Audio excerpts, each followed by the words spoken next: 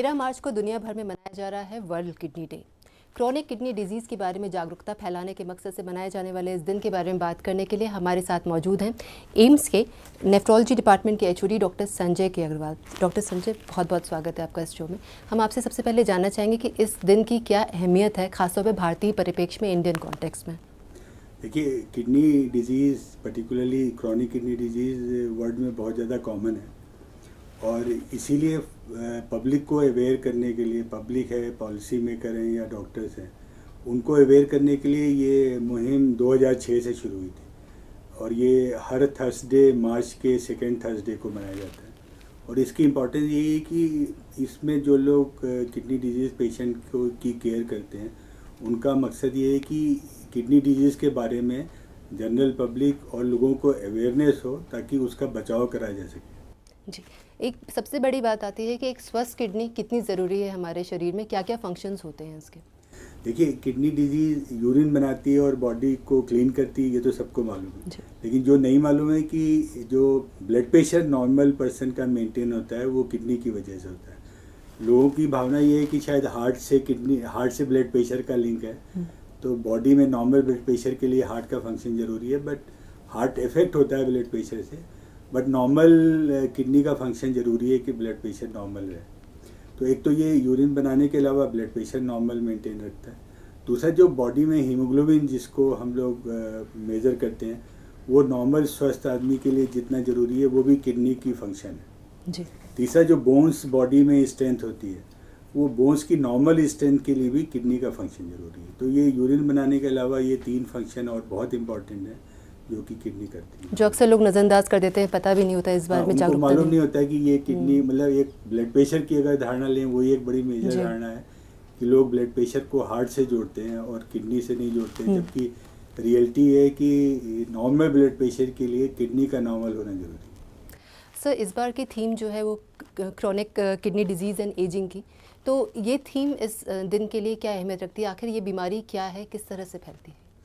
देखिए, chronic kidney disease को हम लोग पहले क्रॉनिक किडनी फेलियर कहते थे, बट ये टर्म चेंज हुआ क्योंकि क्रॉनिक किडनी डिजीज़ में किडनी डैमेज हो सकती है, फिर भी किडनी का फंक्शन हो सकता है नॉर्मल अभी हो। तो जो हम लोग नॉर्मल टेस्ट करते हैं किडनी के फंक्शन के, वो नॉर्मल होते हुए भी किडनी डिजीज़ हो सकती है। तो इसीलिए एक तो ये टर्म चेंज हुआ कि क्रॉनिक रीनल फेलियर से क्रॉनिक किडनी डिजीज़ में चेंज किया। और उसकी इम्पोर्टेंस ये है कि इसका मैग्नीट्यूड इतना ज़्यादा हो रहा है आजकल ऑल ओवर वर्ल्ड, और बिकॉज किडनी फेलियर होने पे ऑलमोस्ट बॉडी का कोई भी ऑर्गन ऐसा नहीं है जो इफेक्ट नहीं होता है। और अगर एक बार क्रॉनिक किडनी डिजीज़ की डायग्नोसिस सही है तो इसको हम लोग क्योर नहीं कर सकते। ये हमेशा उस पेशेंट के लिए रेस्ट ऑफ द लाइफ वो क्रॉनिक किडनी डिजीज़ का पेशेंट रहेगा और उसको ट्रीटमेंट पूरी लाइफ लेना पड़ेगा। तो असल में हम कितने खतरे में, अगर भारत में देखें तो इसका प्रेवलेंस रेट कितना है? देखिए, भारत में ऐसी मतलब कुछ स्टडीज़ हुई हैं, बट ओवरऑल हम लोग कोई भी पॉलिसी बनाने के लिए ये एस्टिमेट करते हैं कि 10% एडल्ट पॉपुलेशन भारत में को कुछ ना कुछ degree of chronic kidney disease है। क्रॉनिक किडनी डिजीज़ की भी अपनी स्टेजेस होती हैं, माइल्ड से लेके बहुत एडवांस। तो अगर हम सारी स्टेजेस मिला लें तो approximately 10% adult population in India is having some degree of a chronic kidney disease. यानी हर 10 में से एक जो है। तो हम लोग यही कहते हैं कि अगर किसी ऑडियंस में हम लोग पब्लिक को समझा रहे हैं तो हम यही कहते हैं कि अगर यहाँ 100 लोग बैठे हैं तो उनमें से 10 को क्रॉनिक किडनी डिजीज़ होगी, और उस 10 में से शायद 7 या 8 को मालूम भी नहीं होगा कि उनको ऐसा कुछ है, जब तक लेटर स्टेजेस में ही ना पहुंचे। तो ऐसे में हाई रिस्क पॉपुलेशन कौन है? क्या बुजुर्गों को ज़्यादा खतरा होता है? हाँ, बुजुर्गों को भी एक हम लोग कहते हैं जो एल्डरली हैं, इंडिया के पॉइंट ऑफ से हम लोग एवरेज 60 ईयर लेते हैं जी। अगर 60 ईयर से ज़्यादा उम्र है तो वो रिस्क पे है। ज़रूरी ऐसा नहीं है कि हर 60 ईयर से ऊपर वाले को किडनी डिजीज़ ही है, बट वो एक रिस्क ग्रुप है और उसको हमें ये माइंड में रख के इन्वेस्टिगेशन रेगुलर इंटरवल पे करना चाहिए कि ये हाई रिस्क ग्रुप है। अदर देन ये एज, जितने भी डायबिटीज़ के पेशेंट हैं, जितने भी पेशेंट को ब्लड प्रेशर है या उनकी फैमिली में फर्स्ट डिग्री रिलेशन को अगर किडनी डिजीज़, डायबिटीज़ या ब्लड प्रेशर, ये 4-5 हाई रिस्क ग्रुप हैं जिनको risk of chronic kidney disease बहुत होता है। तो हम ऐसा समझ सकते हैं कि जिस तरह से हमारा शरीर की उम्र बढ़ती जाती है वैसे किडनी की भी बढ़ती जाती है, इसलिए बुजुर्गों में भी ये खतरा सबसे ज़्यादा। उसमें बुजुर्गों में एक तो ये रिस्क है कि हम लोग कहते हैं एवरेज अगर 40 साल के ऊपर हर साल अगर एक किडनी का फंक्शन होता है जिसको हम लोग ग्लोमेरुलर फिल्ट्रेशन रेट कहते हैं, वो ऑन एन एवरेज 100 होती है।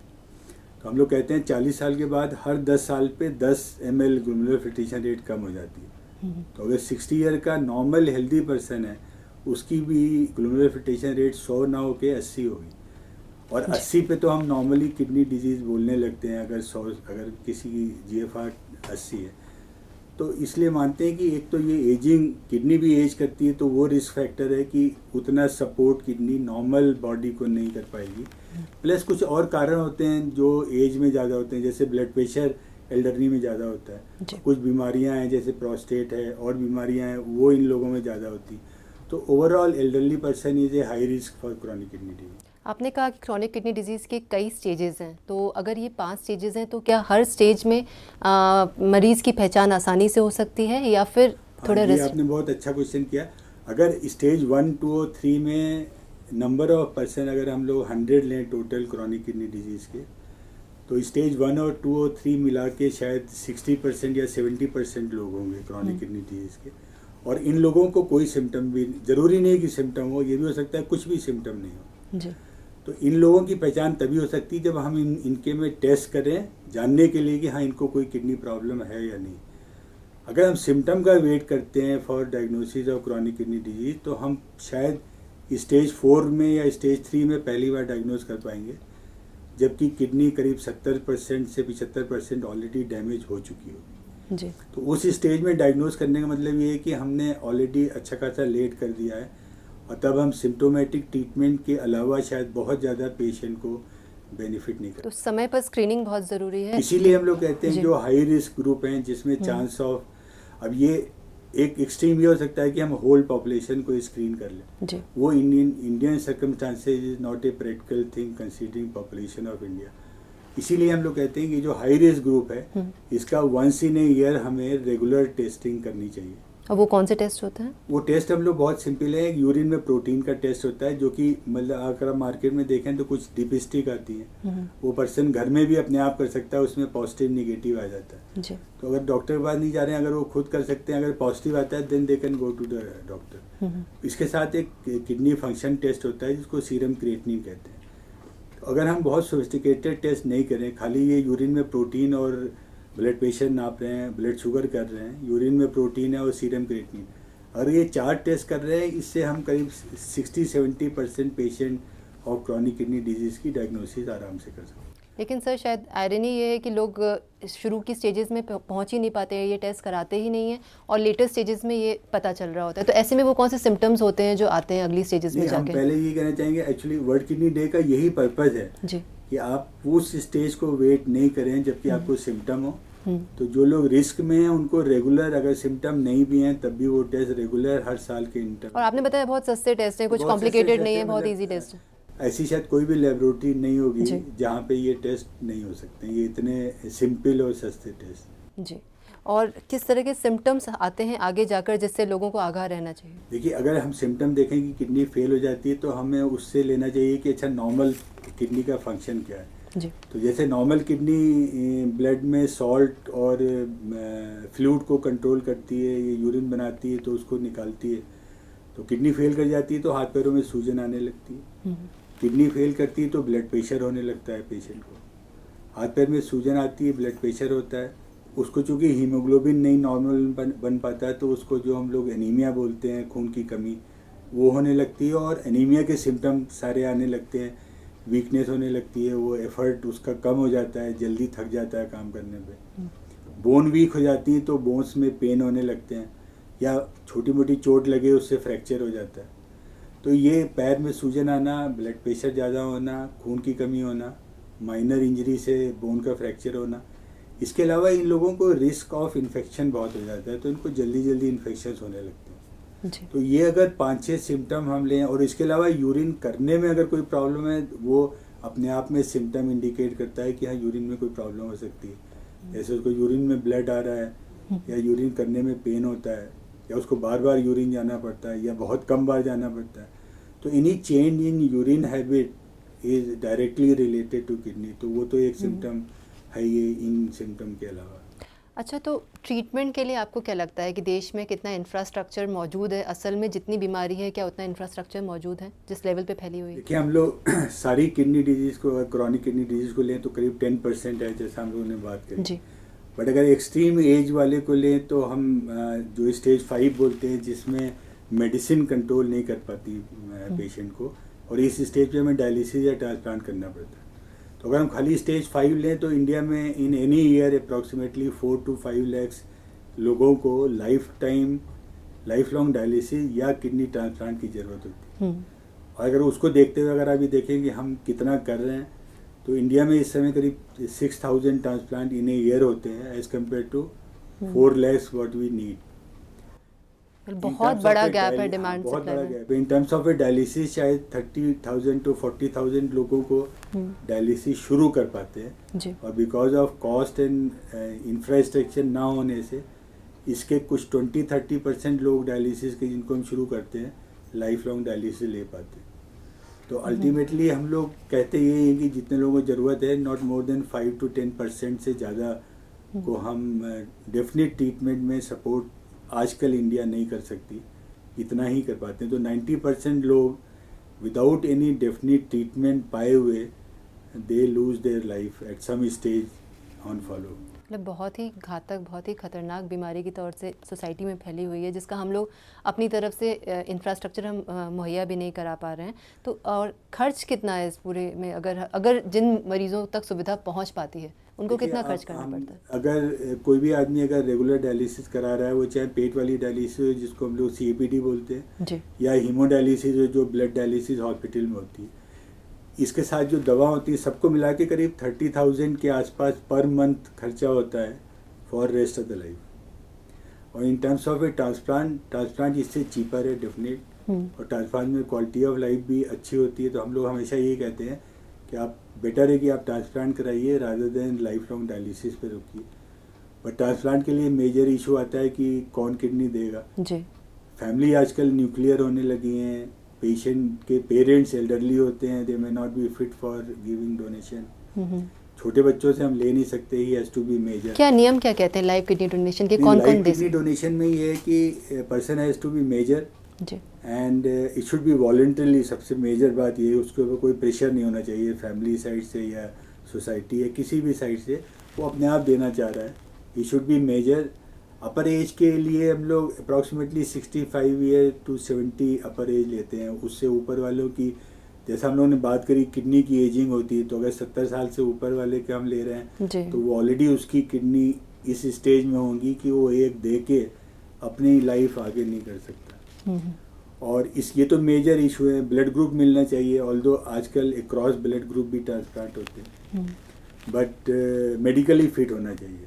जी। सो बहुत सारे इफ्स एंड बट्स हैं, उस सबको मिला के फैमिली में, बहुत कम लोगों की फैमिली में एक medically fit living donor available हो पाता है। इसीलिए लोग एक्सीडेंट वाले केसेस और कैडवर ट्रांसप्लांट पे डिपेंड करना चाहते हैं, जो कि हमारी सोसाइटी में अभी बहुत ही अर्ली स्टेज है। We still need too much progress on cadaver transplant. Sir, जो अलग अलग स्टेज होती हैं, आप 5 स्टेजेस हैं, क्या इनमें हर एक स्टेज में इलाज के बाद जो मरीज़ है वो नॉर्मल ज़िंदगी जी सकते हैं? हाँ, इसके साथ ये अच्छा ही है अगर वो अफोर्ड कर सकता है और जो ट्रीटमेंट पॉसिबल है, if he is able to get those treatment, then he almost can lead a normal life. वो ऐसा कोई चीज़ नहीं है जो कि वो नहीं कर पाएगा। बट वही है, इसमें बहुत सा, इसमें भी इफ एंड बट है कि if he can afford that much cost of treatment, if he is aware and take those medicines regularly, but then if he does this, then he can do almost near normal. लेकिन आपने बताया कि किस तरह से kidney damage होती है तो उसका रिवर्स प्रोसेस कहीं नहीं है। तो जो डैमेज हो चुका है उसकी भरपाई हो पाती है क्या इलाज के बाद? फिर भी हम नॉर्मल ज़िंदगी मरीज की सोच सकते हैं? जैसा हमने बताया, अगर क्रॉनिक किडनी डिजीज की डायग्नोसिस सही है, बहुत बार ऐसा होता है कि लोग बड़े कैजुअली लेबल कर देते हैं कि पेशेंट को क्रॉनिक किडनी डिजीज है, उसको होती नहीं। लेकिन अगर डायग्नोसिस सही है तो then person as far as disease is concern can never be normal. उसको ये diagnosis for rest of his life बनी रहेगी। जो किडनी डैमेज हो जाती है वो वापस किसी भी ट्रीटमेंट से या किसी भी ऑपरेशन से उसको वापस नहीं लाया जा सकता। इसीलिए हम लोग कहते हैं it's better to prevent it rather than diagnose at a later stage. से इस खास दिन पे ये भी बहुत ज़्यादा ज़रूरत है इस अवेयरनेस की, जिसके लिए हम कोशिश कर रहे हैं कि लोग समझें इस गंभीरता को कि कितनी बड़ी बीमारी है। अगर हम बाकी बीमारियों से कंपेयर करें तो आमतौर पे यही माना जाता है कि हार्ट स्ट्रोक या फिर किडनी या फिर कार्डियक अरेस्ट यही सबसे बड़ा इंडिया में मौत की वजह होती है। क्या ऐसा सही है या लगता है कि किडनी की जितनी बीमारियाँ हैं वो ज़्यादा ख़तरनाक हैं इन सबसे? आजकल कॉमन ग्रुप ऑफ डिजीजेज बोलते हैं non communicable diseases as compared to communicable disease, और WHO और all over world non communicable disease as a cause of death बढ़ता जा रहा है. We are having a group of diseases what is called as non communicable disease, and in terms of a communicable disease which include infections and various types of infection, non-communicable disease are increasing in the world, including India. So when WHO and many other world medical bodies are stressing on non-communicable disease. And if you include non-communicable disease, so hypertension, high blood pressure, stroke, heart disease and chronic kidney disease, these are major non-communicable disease. But even world, WHO also, India also, they have got a hesitancy in including chronic kidney disease as non-communicable disease. There is some positive step from government of India to take it equally seriously as compared to other. But if you see number of patients of these various non-communicable disease, then chronic kidney disease number of patients are far more than stroke, far more than cardiovascular disease, and even in terms of absolute number more than the diabetes also. और खर्च भी ज़्यादा है इलाज का अगर देखें तो इंडिविजुअल एवरेज पेशेंट का अगर ट्रीटमेंट हम डायबिटीज़ या स्ट्रोक या हार्ट डिजीज़ का लें तो क्रोनिक किडनी डिजीज़ के पेशेंट की cost of treatment is probably 5 times or 10 times more than the average patient of heart disease. So not that it is more common, it is more costly in terms of a treatment. It cannot be cured. It will always progress with time. मतलब जो damage हो गया वो हो गया, उसका कोई वापस नहीं आ चीज से नहीं आ सकता. तो द बेस्ट अप्रोच इज कि we should diagnose it early and will prevent so that it remains at a milder stage and does not progress to advance stage. Sir इस खास दिन पर यह भी बहुत ज़रूरी है कि हम जिस तरह की लाइफस्टाइल हम लोग जी रहे हैं, एकदम भागते हुए हम लोग एकदम मेट्रोज़ में रहते हैं, जहाँ पे भी है जो जहाँ पे है वो भाग रहा है अपनी ज़िंदगी में इस समय. तो ऐसी स्थिति में हम वो हेल्दी लाइफस्टाइल कैसे अचीव करें जिससे इस तरह से इन बीमारियों से बच सकें, किडनी को हेल्दी रख सकें, ओवरऑल खुद हेल्दी रह सकें? देखिए ये बात सही है कि आजकल की जो लाइफस्टाइल है that is a very high risk factor for all non communicable disease, चाहे वो डायबिटीज़ लें, चाहे हाई ब्लड प्रेशर लें, चाहे किडनी डिजीज, स्ट्रोक. सो एक तो ये है कि ऑल्दो कहना इजी है कि स्ट्रेस नहीं करो, but as far as possible as you can adjust your life without rushing for thing which is unlikely to help, वो चीज़ करें. प्लस जो डाइट में चेंजेस हैं which control these diseases in terms of a low fat and low salt, so that high blood pressure and cardiovascular disease and उनका effect kidney पे कम रहे. Regular exercise is one factor which is very important, very can easily be done, but probably very few people are actually realising the importance of a regular exercise. शुक्रिया doctor Agarwal, बहुत बहुत शुक्रिया ये तमाम जानकारियां हमें देने के लिए, ये अवेयरनेस फैलाने के लिए इस साइलेंट किलर के बारे में. तो जैसा कि हमने देखा कि किडनी की ये डिजीज़ किस तरह से ये साइलेंट किलर की तरह काम करते हैं, इसलिए बहुत ज़रूरी है कि हम फिट और एक्टिव रहें, अपने वज़न पर नियंत्रण रखें, ब्लड शुगर कंट्रोल करें, ब्लड प्रेशर कंट्रोल करें और हाँ, पानी खूब पिएँ. शुचिता चतुर्वेदी, सूचना एवं प्रसारण मंत्रालय, दिल्ली.